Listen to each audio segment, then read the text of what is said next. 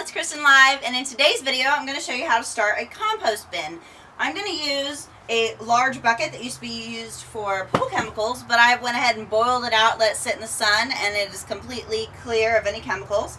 So I've started with some browns, which is just leaves and some small dried out sticks in the yard, and then I'm going to show you what I put in it. I have made a compost video in the past that has done really well, and a lot of people enjoyed it and got a lot of good tips and tricks from it. However, since then we have moved to a different house, and I haven't decided where I want to put my compost pile yet. So I'm not sure if I'm going to buy one or if I'm going to make one, but there's lots of things you can make them out of, and I'll probably make a different video about that soon, so check back for that. But right now I'm going to show you how to start it in just I think this is a 25-gallon, 50-gallon bucket, I'm not sure. 10-gallon? Okay, so I started with just some browns, like I said, just some dried out sticks and leaves.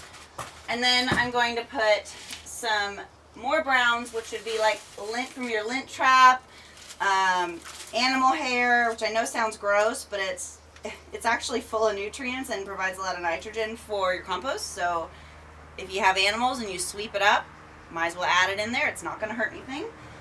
And then I've got a bunch of greens. So that is anything that was alive and not quite composted down. So I've got eggshells for calcium.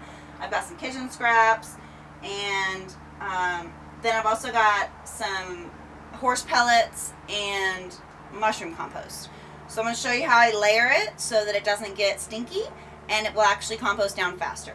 So I started with the browns, then I'm going to add some of the greens, and I have chopped these up with a knife, some of them, and some of them I just kind of put in the bag and squished them up because they were too yucky to touch, which is what I'm doing now. And then I've got a little bit of the compost, which has holes in it, so I'm covered in it now. But and then I had my kids pick me up some sticks from the yard and some more dried leaves. I've got a little bit of compost tea, which I have put some citrus peels in, and I'll tell you the reason I do that. When you're using citrus peels, you don't have to put them in water or compost tea. However, if you live in a more residential neighborhood and not so much in the country, you have more potential for bugs, pests, just mice, rats, depending on where you live, and they can smell that citrus peel. So if you choose not to use it, that's fine, but if you do, it's good to boil it in some compost tea, which is made up of, well, I used this Old Trucks Organics compost tea, but you can make your own compost tea, which I will make a video on soon, and I'll link it as soon as I do. But if you look at all of my gardening videos, I've got a whole playlist of gardening videos, so check all those out because you may need to kind of start from the beginning before you get to the spot. But the citrus peels, when you boil them in water, it takes a little bit of the scent away, and so the animals and pests aren't as likely to come and kind of ravage through your compost. So we're just going to kind of keep layering. So I've got the browns, the greens. I don't have a lot of those right now, so I'm just going to go ahead and dump the rest in. But what you want to do is try to keep out the green leaves and actually use the ones that are brown and dried out. It just helps compost faster. So then I've got some cardboard and some paper bags and some lint from the lint trap. I'm just going to go ahead and add that. And what you want to do is be sure to add at least 3 times the amount of browns than you do greens, because the basics of composting are nitrogen, water, air, and carbon. That's all you need to know. So I've also got some horse pellets here, so I'm going to go ahead and add those in on top just to kind of help keep the smell away for the pests. Alright, and then I'm just going to keep adding kind of layer by layer, and that's what you really want to do. You want to layer it well. So the only thing you probably don't want to compost, unless you are a very experienced gardener, would be meat products, dairy, or manure from an animal that eats meat. That can become very stinky, hard to compost, and you end up with just a big muddy mess, and it doesn't really you don't have all the ingredients necessary to break that down. Unless you have a ton of carbon on your property, I would steer away from that. So I'm going to add a little more tea here. And like I said, you don't have to use a store-bought compost tea. You can make your own. It's very easy. I've also got coffee grounds that were in my kitchen scraps, which are great.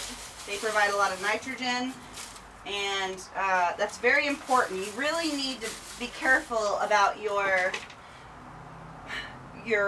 basically, like, you can't have, if you have too much kitchen scraps, people make this mistake all the time. Too much kitchen scraps, and they just figure, well, they'll compost eventually. Well, yeah, they will a few years down the road, but if you don't have that 2 to 3 times carbon in there, it's going to take so much longer, and you're going to have bugs, and you're going to have pests, and they're going to rummage through it, and they're going to poop in it, and you don't know what those animals have been eating. So you want to really try to avoid that at all costs. So I'm going to dump in the rest of my paper bag and cardboard scraps. And then with the cardboard, just be careful that you're not putting anything in that has a lot of ink on it or adhesive.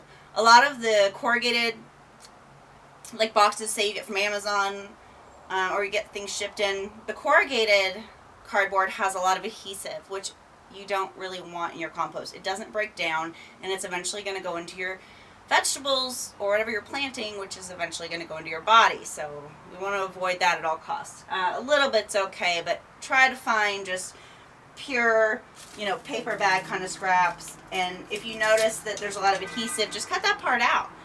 You just really don't need it. So I'm going to put a little bit more of the horse pellet in, a little more of the compost tea, and you just kind of see how you layer it. And then I'll put the rest of the leaves in. Luckily, we have a lot of these that we source just here on our property, and even though we live in a residential area, we have 2 lots, so we're on about 1/3 of an acre, or 3/4 of an acre. Yeah, I don't do mental math well. And so we have a lot of dried leaves and little twigs and tree branches and a lot of the stuff that you might not have in a smaller place, but that's fine because you can locally source it most of the time for free. You can ask friends, neighbors, go to your local park. They're not going to be upset if you go and rake some leaves and put them in a trash bag. That's only helping them. So there's definitely lots of sources to get this stuff without paying for it. So I'm just going to grab a little bit more of the compost,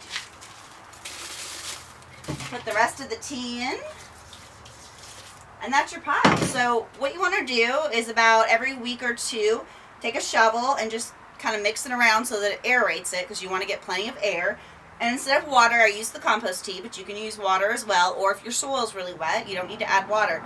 Well, you'll notice when you need to add water if it starts stinking, or if you start seeing a lot of bugs in it, so you don't want that. So just kind of check on it every once in a while. The more that you aerate it, the quicker it's going to compost down. So it depends on how quickly you need it. I just got, in another video that I'll link above, a 3 cubic yard truckload of mushroom compost brought in. And that's my starter. But the nutrients after a lot of rain and sun will start to dissipate. And so it's important to keep providing more nutrients and adding stuff to it. There's worm compostings. There's the compost tea. There's the kitchen scraps. There's compost you make at home. There's so many things you can add to it. The more you can make at home is just better for the environment, and it's actually better for your plants. So I'm going to go wash my hands. I hope you guys enjoyed this video and got something out of it. Please make sure you hit that subscribe button and the notification bell and click all so you don't miss my next video. I'll see y'all soon. Bye.